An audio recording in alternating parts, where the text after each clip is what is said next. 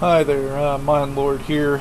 As you can see, I got my Pandora. I've been tinkering around with it. I did a little text review on the forums a little while ago, and I just wanted to kind of show you what I've been up to. Basically seeing how far I could push this thing. I got a bunch of USB stuff plugged in right now to see how much the Pandora can handle. I'm not really pushing it as far as power requirements go. I'm just seeing, you know, if all of my stuff will work, and I really want to, you know, turn my Pandora into something that I can dev on. And this is just some stuff I had laying around.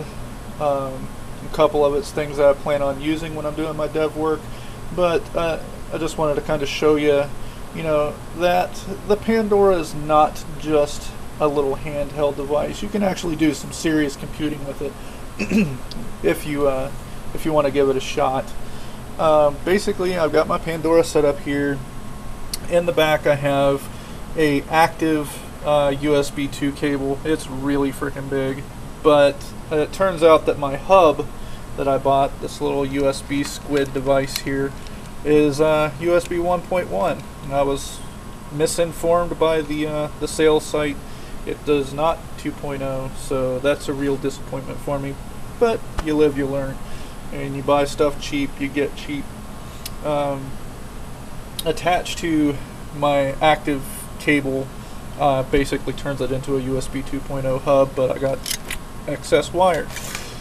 And that's not such a big deal. I got a backpack that I plan on carrying all this in. It's just a little extra weight. I'll live, or I'll just find myself a better USB 2.0 hub.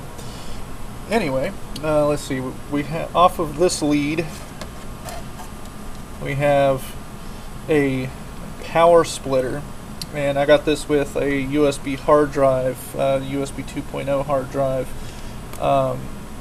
That's was a 3.5 inch, which is obviously too much draw for the Pandora to start up. I believe somebody in the forums already tried that and didn't have any success. The Pandora doesn't push enough juice out of its USB port to actually get the drive to spin.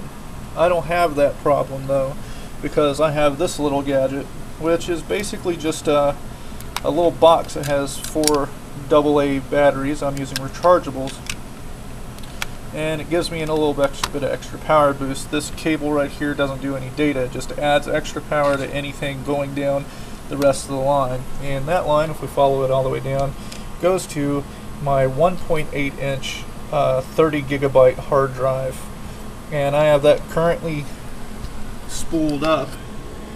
Let's see, you probably can't read it, but there's the little icon for it. It's also on my desktop if I can minimize all these windows.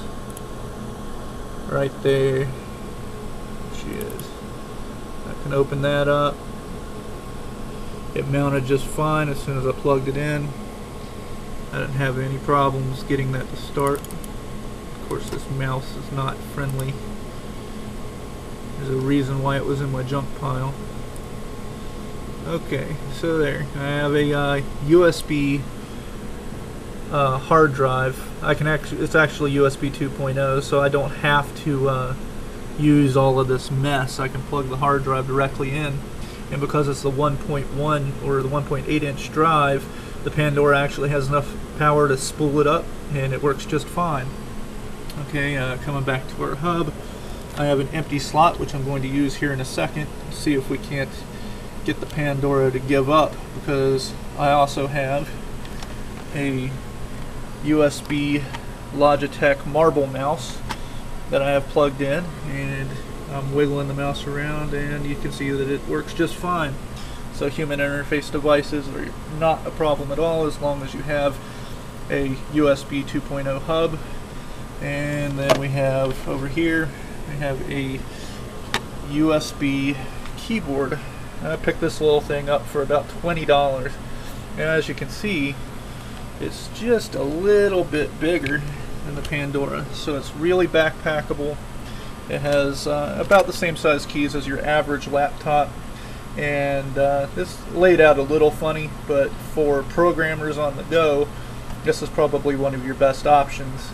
Something tiny like this that you can just toss in a backpack and with your USB hub, just hit the road with it. Okay, so I have one empty USB port here, and I haven't decided exactly what I wanted to plug into it. I don't have anything that uses too much power. I got a bunch of USB flash drives here. So let's take one of these and give it a shove in there.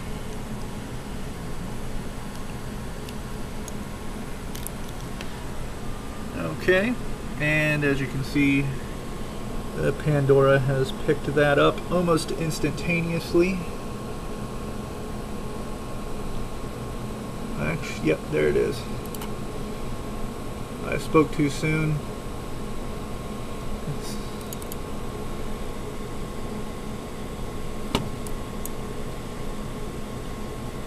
The Pandora was not reacting slowly. This USB marble mouse I have has a half dead, half clicker, and I have to really tinker with it to get it to left click sometimes.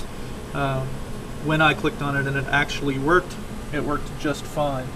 So the Pandora did cope pretty well with having a whole bunch of USB devices plugged into it, and I just wanted to show you that if you wanted to go hog wild with this type of stuff, you don't have any problems with the Pandora. It's able to cope with adding all manner of devices to it without any problems, as long as you give it a little bit of extra juice where it needs it. I'm sure without my little battery backup device here, the Pandora's USB port would just basically say, I give up.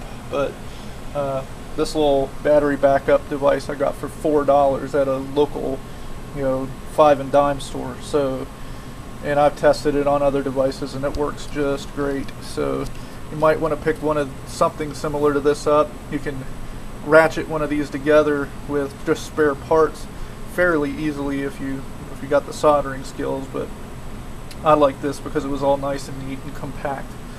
One thing that I have noticed is that if you plug in any sort of storage device directly into the Pandora's USB host port, what ends up happening is when you unplug that device, USB stops completely, and as far as I can tell, there's no way to recover that at this time.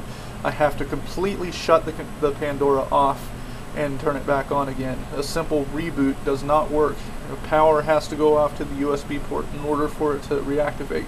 So it appears to be a similar problem to what the Beagle board was experiencing, and until it might be able to be fixed in firmware. I'm seriously hoping so, because for my purposes, I'd like to be able to plug and unplug devices at my whim and not have to fully reboot the device.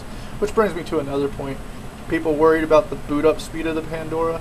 I don't think you have anything to worry about. It takes much less than a minute, and if you really need to, it's not that big of a headache. But I just wanted to show you what I was up to, show you that you can really go crazy with the USB stuff on the Pandora, and it really doesn't seem to mind. And if you have any other hardware crap that you want me to plug in there and see if the Pandora can handle it, I'll be scouring around my office today looking for other USB devices to plug in here and see what happens. But thanks for giving me a watch, and if you have any questions or anything, fire me up a question on the forum. Later.